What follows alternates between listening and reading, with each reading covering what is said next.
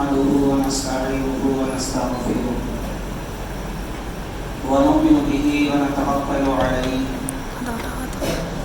ونعوذ بالله من شرور أنفسنا ومن سيئات أعمالنا.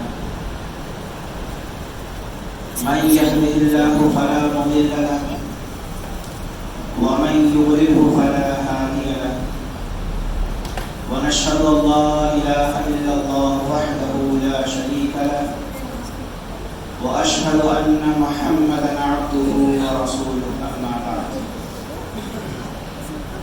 فإن خير الحديث كتاب الله وخير الهدي هدي محمد صلى الله عليه وسلم وشر الأمور محدثاتها وكل محدثة بدعة وكل بدعة ضلالة وكل ضلالة في النار. أعوذ بالله من الشيطان الرجيم. بسم الله الرحمن الرحيم. قاف والقرآن المجيد بل عجبوا أن جاءهم موعظ منهم فقال الكافرون هذا شيء عجيب أإذا متنا وكنا ترابا ذلك رجع بعيد قد علمنا ما تنقص الأرض منهم وعندنا كتاب حفيظ بل كذبوا بالحق لما جاءهم فهم في أمر مريج. أما بعد قال الله تعالى في القرآن المجيد كل نفس بما كسبت رهينة. سورہ مدثر. تمام قسم کی تعریف کبریائی و بڑائی اس وحدہ لا شریک کے لیے لائق و دیوا ہے جس نے ہمیں اور آپ کو اس دنیا فانی کے اندر مبعوث کیا اور لاکھوں درود و سلام ہو ہمارے آخری نبی جناب محمد رسول اللہ صلی اللہ علیہ وسلم. اللهم صل على محمد وعلى آل محمد كما صليت على إبراهيم وعلى آل إبراهيم إنك حميد مجيد. اللهم بارك على محمد وعلى آل محمد كما باركت على إبراهيم وعلى آل إبراهيم إنك حميد مجيد. حاضرین مجلس، نوجوان ساتھیوں، دوستوں، اللہ رب العالمین کا لاکھ لاکھ کرم و احسان ہے کہ اس نے ہم گنہگاروں کو ایک ایسا بابرکت اور عظمت والا مہینہ نصیب فرمایا جس مہینے میں داخل ہو کر ایک سیاہ دل انسان، ایک گنہگار اپنے آپ کو پاک کر سکتا ہے. اور اللہ سے امید ہے کہ یہاں بیٹھے بہت سارے ایسے افراد ہیں جن کی نیکیاں قبول ہو گئی ہوں گی اور جن کے دل صاف کر دیے گئے ہوں گے اور جن کی عبادتیں قبول کر دی گئی.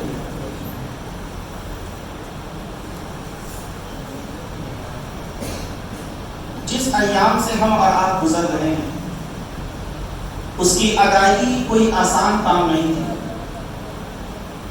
دھوپ کی سختی اور شدت اس طرح کہ جانور بھی اس کی شدت و حدت سے گھبرا جائے. اس شدت میں ایک روزے دار کا روزہ رکھنا اور ایک عالم کا دور دراز سے آ کر لوگوں کو خطاب کرنا دونوں ہی بڑی ہی عزت کی چیز ہے اور شرف قبولیت کی چیز ہے. اور دیکھا جائے تو روزے دار کا معاملہ آخر اللہ رب العالمین نے جو بات کہی کہ ہم اس کا اجر اپنی طرف سے دیں گے. ذرا سوچیں اس کے معاملات کو. روزہ رکھنے کے بعد دو وقت ایسا آتا ہے، شدت کا وقت، جب یہ وہ کام کر لے تو دنیا کا کوئی انسان اسے دیکھ نہ پائے بلکہ بغل میں بیٹھا انسان اسے نہیں دیکھ پائے. ایک ہے ظہر کا وضو آنا اور ہے عصر کا وضو آنا. ظہر میں بھی دھوپ شدت پکڑ لیتی اور عصر میں انسان بے حال ہو جاتا ہے. منہ میں یہ کلی تو پانی کی ضرور لیتا ہے لیکن اندر نہیں گھسا. ایسا نہیں ہے کہ 3 کے بجائے 4 لے لیا, ایک اندر 3 باہر نہیں کرتا. کیوں؟ اللہ دے گا. بغل میں بیٹھے انسان کو اس کی خبر نہیں ہوگی کہ یہ شخص نے 3 لیا کہ 4 لیا, لیکن کرتا کس کے لیے ہے؟ اللہ کے لیے. اور وہ انسان, 2 طرح کے انسان رمضان کے اندر روزہ رکھ رہے ہیں.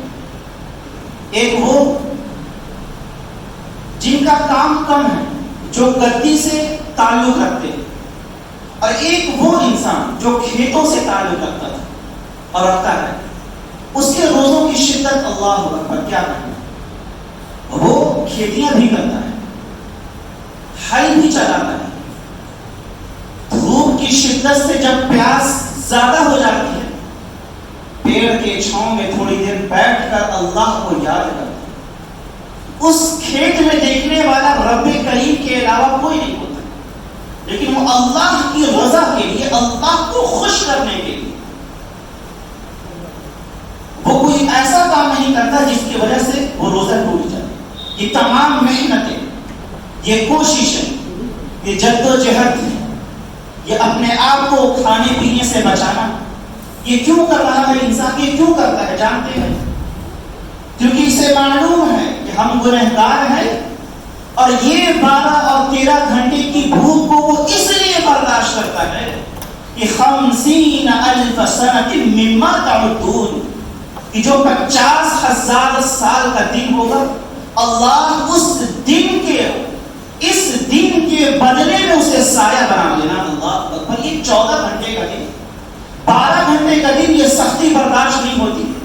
انسان کام کر کر آتا ہے, شام ہوتی ہے, کبھی آسمان کے کناروں کو دیکھتا ہے, کبھی اپنے گھر کے اندر گھڑی کے اندر وقت کو دیکھتا ہے کہ اللہ وقت کب ہوگا, اذانیں کب ہوں گی. اس قدر کی شدت ہے, یہ 12 گھنٹے برداشت نہیں کرتا, حالت خراب ہو جاتی ہے. لیکن وہ اللہ اکبر, رب کریم نے کہا کہ 50,000 سنۃ مما تعدون, وہ ایک دن کا دن نہیں ہوگا, وہ 12-24 گھنٹے کا بھی دن نہیں ہوگا, 50,000 سال کا ایک دن ہوگا, وہ محشر کا دن.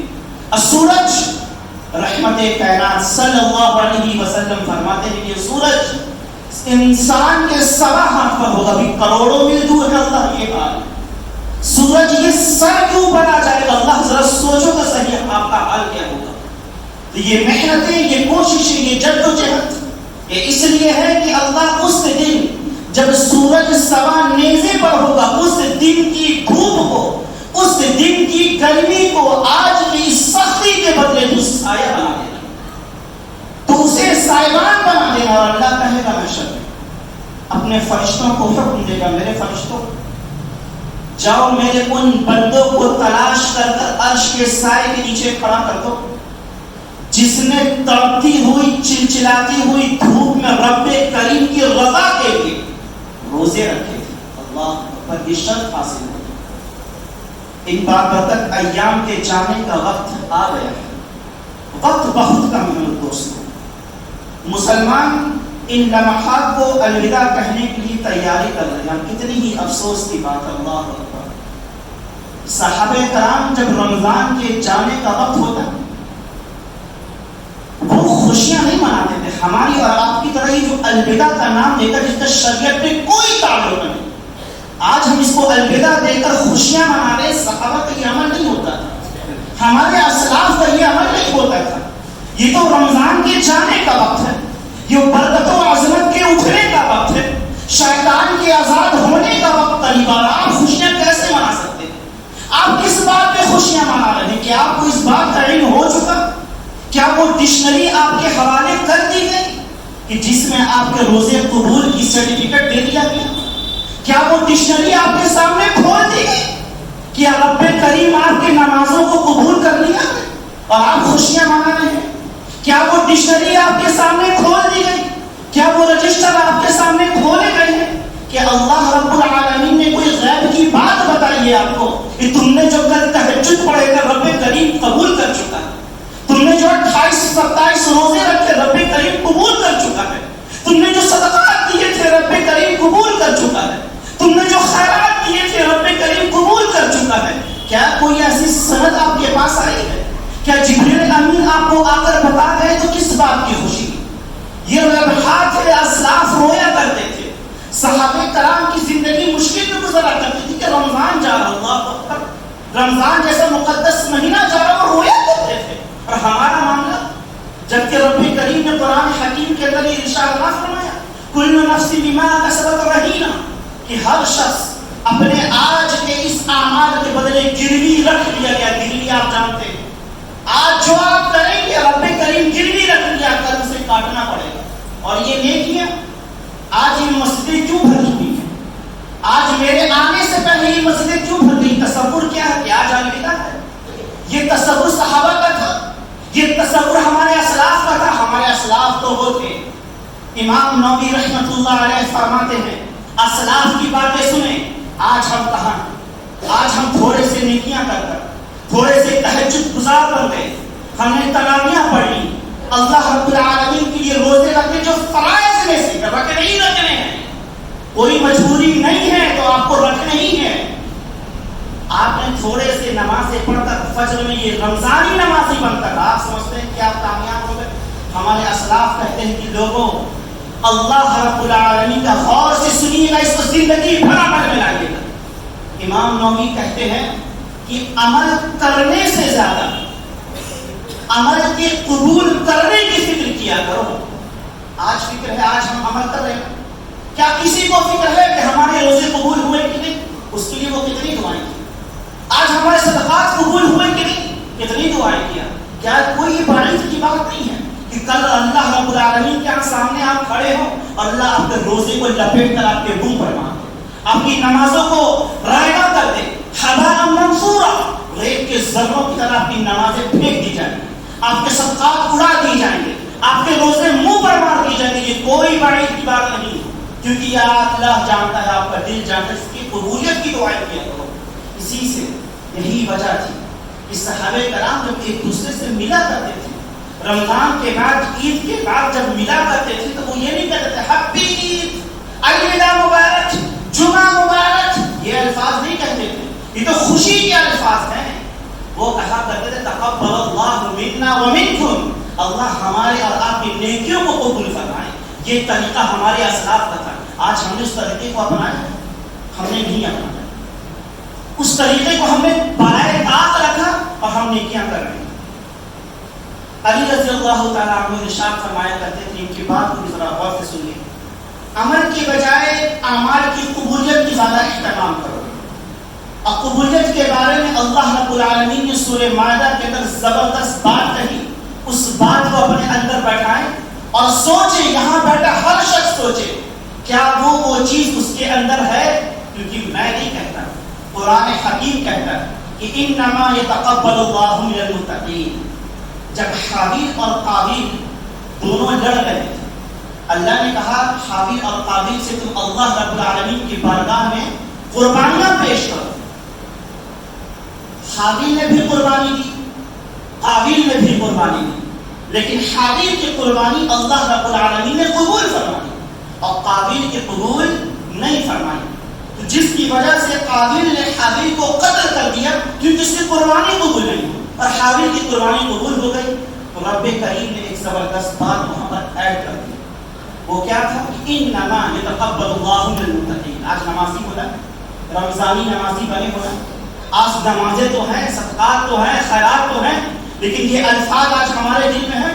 اللہ نے اس وقت قابیل سے کہا تھا کہ بے شک میں متقیوں کی دعاؤں کو، ان کی قربانیوں کو قبول فرماتا ہوں، اعمال کو قبول فرماتا ہوں، اہل غیر یتو خیرے کو نہیں فرماتا۔ اور یہی وجہ ہے کہ جب دوسرا پارہ اٹھائیں گے، اللہ رب العالمین نے جہاں رمضان کا مسائل کا ذکر کیا، اس آیت میں پہلی آیت آپ رمضان کے شروع میں سنے ہوں گے، اللہ نے کہا تھا کہ یا ایھا الذین آمنوا کتب علیکم الصیام کما کتب علی الذین من قبلکم لعلکم تتقون۔ یہ تتقون ہے کہ آپ نے سمجھا اس چیز؟ رمضان چلا گیا، آپ تتقون کا معنی نہیں سمجھے۔ تتقون کہتے ہیں کہ جو اللہ سے ڈرنے والا، تتقون کہتے ہیں جو رسول کی بات کو ماننے والا، تتقون کہتے ہیں اپنی زندگی ایسے ہی گزارے جیسے رب کریم نے کہا اور جسے رحمت کائنات نے کہا۔ تتقون کہتے ہیں ہر اس شخص کو جو اپنی زندگی کے ہر معاملے میں رب کریم کے فیصلے کو سامنے رکھے، محمد رسول اللہ صلی اللہ علیہ وسلم کے فیصلے کو سامنے رکھے. اللہ نے کوئی بات کہہ دی، دنیا ایک طرف، رب کریم کی بات ایک طرف. رسول اللہ نے کوئی بات کہہ دی، پوری دنیا جوتے کی نوک پر رسول اللہ صلی اللہ علیہ وسلم کی بات سر آنکھ پر رکھنا چاہیے. یہ ہے تتقون. آج ہمارا معاملہ ہے. آج دیکھ لیجیے، جیسے ہی یہ رمضان کی بس چاند دکھنے دیجیے، عید کی، یہ دیکھ لیجیے نمازی چلے جائیں گے، یہ مسجدیں ویران ہو جائیں گی، یہ مسجدیں پکاریں گی تو پھر سے نمازیوں کہاں گئے. یہ حی علی الصلاۃ کی صدائیں بھی وہی رہے گی، اللہ اکبر کی صدائیں بھی وہی رہے گی، حی علی الفلاح کی صدائیں بھی وہی رہے گی. بس یہ نمازی بے نمازی بن جائیں گے، یہ اپنے آپ کو متقی کہنے والے بے متقی بن جائیں گے، اپنے آپ کو رسول اللہ کا فرمانبردار کہنے والے یہ نافرمان بن جائیں گے، یہ اللہ اس کے رسول سے محبت کرنے والے یہ اللہ کے باغی اور اللہ کے دشمن بن جائیں گے. اور اپنے آپ کو آپ ایک مہینہ گزار کے سمجھتے ہیں کہ یہ نیکیاں قبول ہو گئی. آپ کہتے ہیں کہ مولانا آپ کی بات سب ٹھیک ہے، کیا اللہ کے رسول نے صلی اللہ علیہ وسلم نے یہ بات ارشاد نہ فرمائی کہ جس نے امام کے پیچھے نماز پڑھی، تراویح کی پڑھی، اس کو پوری رات کے ثواب، قیام کا ثواب ملے گا؟ کیا رسول اللہ نے یہ بات نہ فرمائی جس نے رمضان کے اندر نیت کر کے، صحیح نیت کر کے اور اعمال کے لیے اور ثواب کی نیت سے جس نے روزے رکھے، غفر لہ ما تقدم من ذنبہ، اس کے تمام پچھلے تمام گناہ معاف ہو جائیں گے. دھوکے میں نہ آئیے. علماء مفسرین کہتے ہیں، حافظ ابن تیمیہ رحمۃ اللہ علیہ کہتے ہیں، امام قرطبی رحمۃ اللہ علیہ کہتے ہیں کہ جو گناہیں معاف ہوں گی وہ صغیرہ معاف ہوں گی، کبیرہ تو معاف نہیں ہو سکتی، وہ تو معاف کروانے پڑیں گے اللہ سے، توبہ کر کر معاف کرنے پڑیں گے. 11 مہینے جو نمازی چھوڑے ہو، جن نمازوں کو تم نے چھوڑ دیا، جن نمازوں کو تم نے ٹھوکر مار دیا، جن اللہ اکبر کے سبا کو تم نے نظر انداز کر دیا، وہ تو کبیرہ گناہ تھے.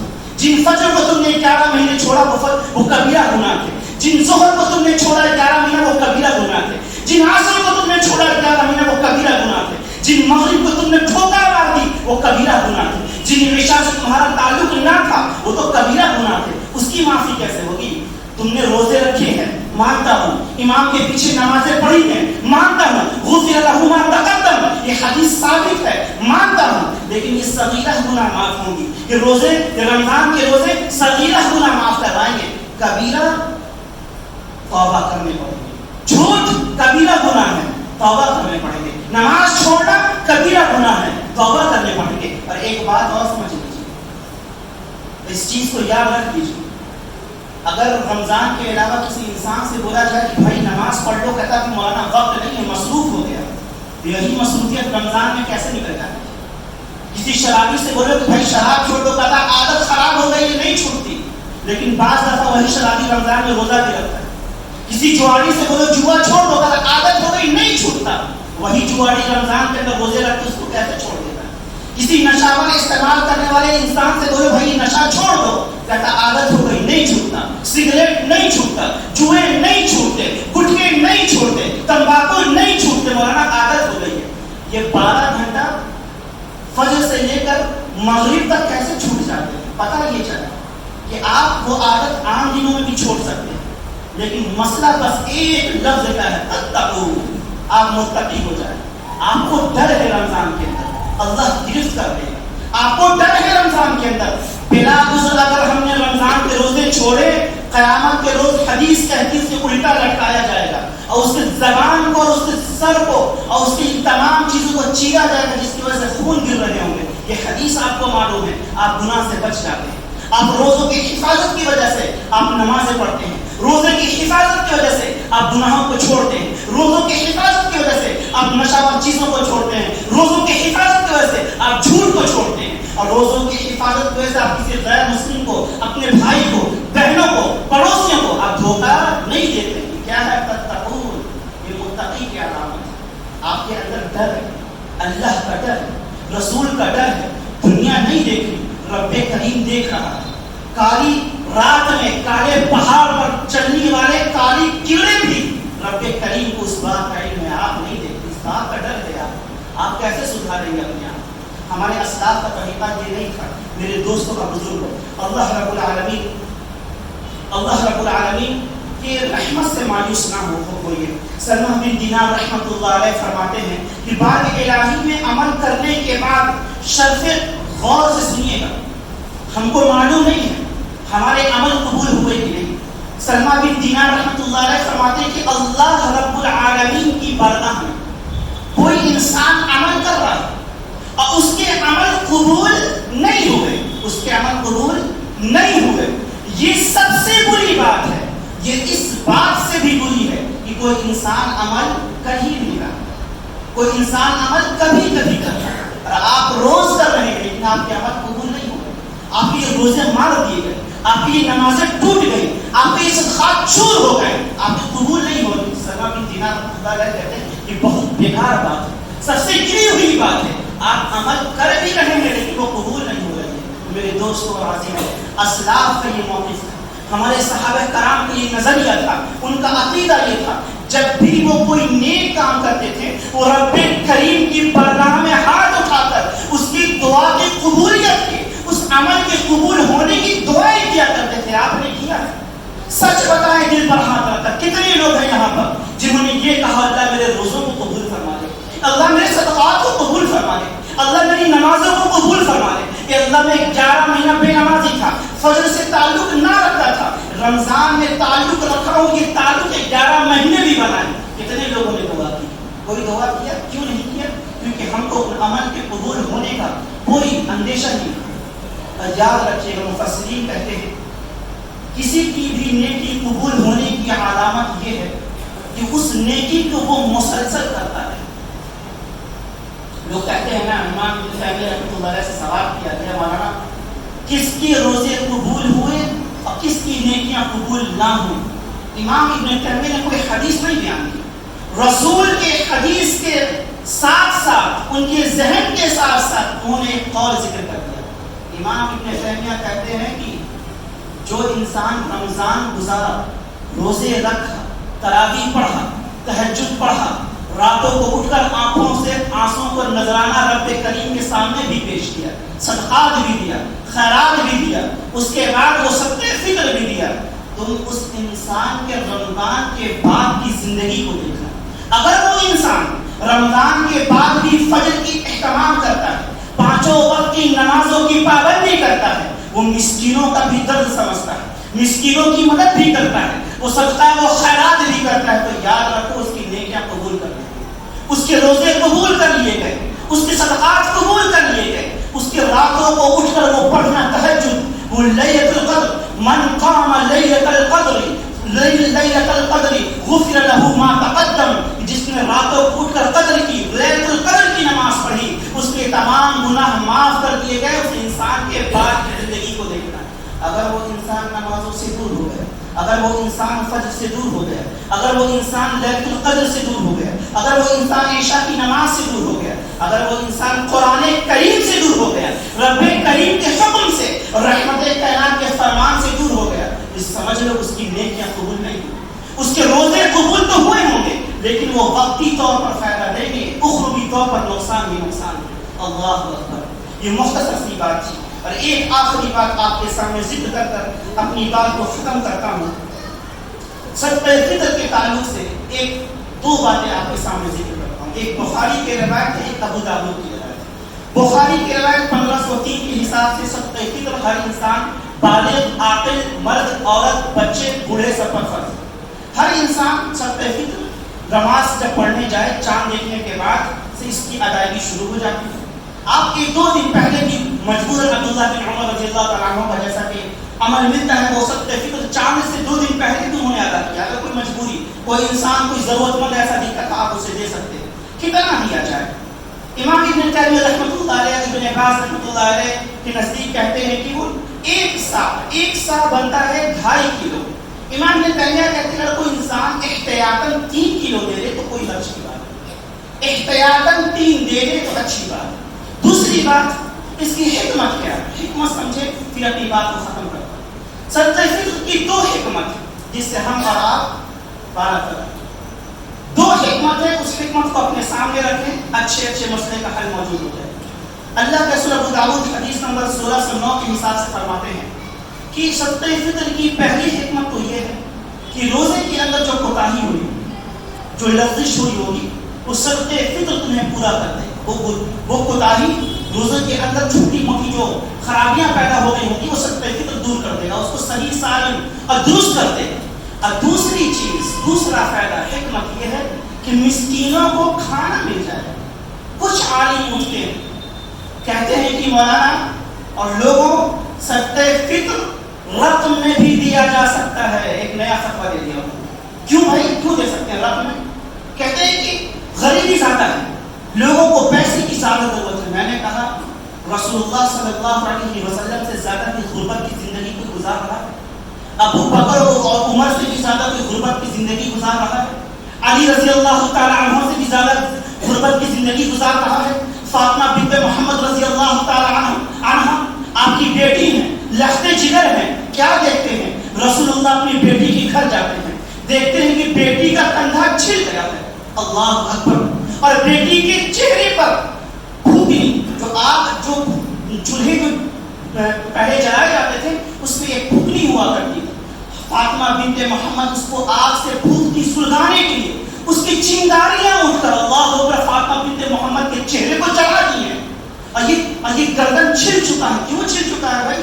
کیونکہ وہ کنویں سے پانی لاتی ہے، مشتزہ یہاں پر لاتی ہے، یہ رسی کا ڈول لگ لگ کر کے چھل چکا ہے. فاطمہ بنت محمد اور علی رضی اللہ تعالیٰ عنہ جاڑے کے دن پہ لیٹے ہوئے ہیں. اللہ کے رسول صلی اللہ علیہ وسلم کے گھر رات دیر رات فاطمہ بنت محمد آتی کہ اماں ابا ہے؟ نہیں ہے بیٹا، چلی گئی. اماں ابا ہے؟ نہیں ہے بیٹا، چلی گئی. ابا آئیں ذرا میرے گھر بھیج دیجیے گا. رسول اللہ دیر رات آتے ہیں، فاطمہ بنت محمد کے گھر جاتے ہیں، کھٹکھٹاتے ہیں. بیٹی میں باہر کھڑا ہوں. دروازہ کھلتا ہے. کیا دیکھتے ہیں؟ پتلی سی چادر جو بچھائی ہوئی ہے اور پتلا سا ایک چمڑے کا لباس جو دونوں اوڑھے ہوئے ہیں، دونوں لپٹ کر کے ٹھنڈی کی عالم کے غربت اتنی زیادہ. اللہ اکبر. کیا اس سے بھی زیادہ ہم غریب ہیں؟